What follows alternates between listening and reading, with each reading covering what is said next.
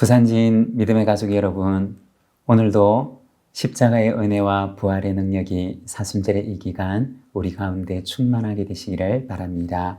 오늘 말씀은 누가복음 21장 29절에서 38절입니다. 이에 비유로 이르시되 무화과 나무와 모든 나무를 보라.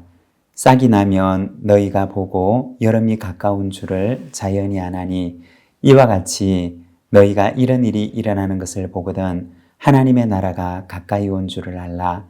내가 진실로 너희에게 말하노니 이 세대가 지나가기 전에 모든 일이 다 이루어지리라. 천지는 없어지겠으나 내 말은 없어지지 아니하리라. 너희는 스스로 조심하라. 그렇지 않으면 방탕함과 술 취함과 생활의 염려로 마음이 둔하여지고 뜻밖의 그날이 덕과 같이 너희에게 임하리라. 이날은 온 지구상에 거하는 모든 사람에게 임하리라. 이러므로 너희는 장차 올 이 모든 일을 능히 피하고 인자 앞에 서도록 항상 기도하며 깨어있으라 하시니라. 예수께서 낮에는 성전에서 가르치시고 밤에는 나가 감람원이라 하는 산에서 쉬시니 모든 백성이 그 말씀을 들으려고 이른 아침에 성전에 나아가더라. 아멘. 오늘 우리가 함께 읽고 있는 말씀에서는 마지막 때를 살아가는 그리스도인들을 향한 주님의 권면을 보여주고 있습니다. 29절에서 31절의 말씀입니다. 이에 비유로 이르시되 무화과 나무와 모든 나무를 보라. 싹이 나면 너희가 보고 여름이 가까운 줄을 자연히 아나니 이와 같이 너희가 이런 일이 일어나는 것을 보거든 하나님의 나라가 가까이 온 줄을 알라. 팔레스타인 지방의 무화과 나무는 겨울이 되면 잎이 떨어지고 늦은 봄이 되면 새로운 가지가 자라나고 거기에서 새로운 싹들이 나기 시작합니다. 그래서 가지의 싹들이 새로 돋아나는 것을 보게 되면 사람들은 이제 여름이 오겠구나 라고 생각을 하게 됩니다. 이처럼 복음서에 보면 자연의 변화를 바라보면서 시대를 분별할 것을 당부하시는 말씀이 나오는데 마태복음 16장에 보면 하늘을 보면서 시대를 분별할 것을 말씀하십니다. 마태복음 16장 2절과 3절에 보면 이렇게 말씀을 합니다. 예수께서 대답하여 이르시되 너희가 저녁에 하늘이 붉으면 날이 좋겠다 하고 아침에 하늘이 붉고 흐리면 오늘은 날이 굳겠다 하나니 너희가 날씨는 분별할 줄 알면서 시대의 표적은 분별할 수 없느냐. 하늘의 변화를 바라보면서 날씨의 변화에는 그렇게 주의를 기울이지만 시대의 변화에 대해서는 관심이 없는 모습에 대해서 말씀하신 것입니다. 오늘 본문 말씀에서는 이런 일이 일어나는 것을 보게 되면 하나님의 나라가 가까이 온 줄을 알라고 하십니다. 무엇을 말씀하시는 것일까요?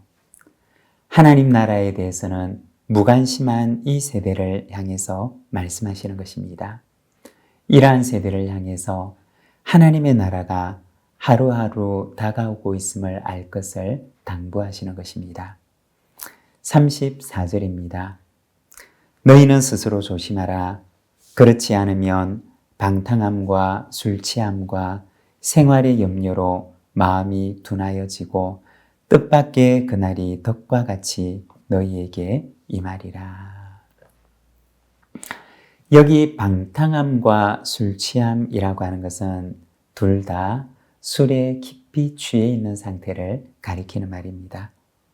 생활의 염려라고 하는 것은 일상 속에서 일어나는 염려들로 인해서 마음이 굳게 붙들려 있는 상태를 말하는 것입니다. 이 두 가지는 보면 서로 닮은 점이 전혀 없는 것처럼 보이지만 그러나 사실 이 두 가지에는 공통점이 있습니다. 둘 다 하나님의 나라에 온전히 집중할 수 없도록 만든다는 것입니다. 이 세상의 향락에 깊이 취해 있는 것도, 그리고 이 세상의 염려에 깊이 사로잡혀 있는 것도 둘 다 우리로 하여금 하나님의 나라를 온전히 바라보지 못하게 한다고 하는 공통점이 있는 것입니다. 주님께서는 부탁하시기를 이러한 것들로 인해서 너희 마음이 둔하여지지 않도록 스스로 조심하라고 말씀을 하십니다. 여러분, 방탕과 술 취함도 우리로 하여금 주님을 온전히 바라볼 수 없도록 만듭니다. 그러나 또한 우리의 마음 깊은 곳에 뿌리 내리고 있는 염려도 역시 우리로 하여금 주님을 온전히 바라볼 수 없도록 만든다는 것입니다. 주님께서는 이러한 것들로 우리의 마음이 둔하여지지 않도록 조심할 것을 말씀하십니다. 그리고 한 걸음 더 나아가서 36절에 보면 이렇게 말씀을 합니다. 이러므로 너희는 장차 올 이 모든 일을 능히 피하고 인자 앞에 서도록 항상 기도하며 깨어 있으라 하시니라. 그러면 어떻게 해야 우리의 마음의 초점이 흐려지지 않고 둔해지지 않을 수가 있느냐? 주님께서는 항상 기도하고 깨어 있으라고 말씀을 하십니다. 여러분, 기도란 무엇일까요? 기도는 주님을 바라보는 것입니다. 우리의 초점이 흐려지지 않도록 늘 주님과 교제하고 또 주님께 우리의 초점을 맞추는 것입니다. 십자가를 앞두신 예수님께서도 염려의 그림자가 깊게 드리웠던 적이 있었습니다. 마태복음 26장 38절에 보면 예수님께서 말씀하십니다. 이에 말씀하시되 내 마음이 매우 고민하여 죽게 되었으니 너희는 여기 머물러 나와 함께 깨어 있으라 하시고, 염려의 그림자가 짙게 드리웠을 때 주님께서는 기도의 자리로 나아가셨습니다. 그리고 그 기도 속에서 염려의 짙은 그림자를 거두어내셨습니다. 여러분, 때로는 우리의 삶 속에도 우리의 마음을 흐리게 하는 짙은 그림자들이 우리를 드리울 수도 있습니다. 그러나 바로 그때 기도의 자리로 나아가시를 바랍니다. 그리고 빛 대신 하나님을 바라보시기를 바랍니다. 우리의 마음을 짓누르는 염려와 어두움의 그림자들을 물러나게 하실 것입니다. 오늘도 하나님의 나라를 우리의 마음속에 기억하며 하나님의 나라와 의를 구하며 살아가는 우리 믿음의 가족들이 되시기를 바랍니다. 기도하겠습니다. 하나님 아버지, 은혜를 감사합니다. 오늘도 우리가 주님의 말씀을 바라봅니다. 주님, 참으로 날씨는 분별하지만 그러나 이 시대를 분별하지 못하는 이들을 향하여 말씀하시는 주님의 음성을 듣습니다. 주님, 술 취하여도 방탕하여도 그리고 짙은 어두움에 짙은 염려의 그림자에 붙들려 있을 때에도 하나님의 나라를 온전히 바라볼 수 없음을 우리가 주님의 말씀을 통하여 바라보니 하나님 아버지, 참으로 염려의 그림자가 우리 위에 드리울 때 오히려 더 눈을 떠서 우리 주님을 온전히 바라보게 하시고 더 기도의 자리로 나아가 빛 대신 하나님을 바라볼 수 있도록 저희를 붙들어 주시옵소서. 사순절의 이 기간을 하나님 아버지 보냅니다.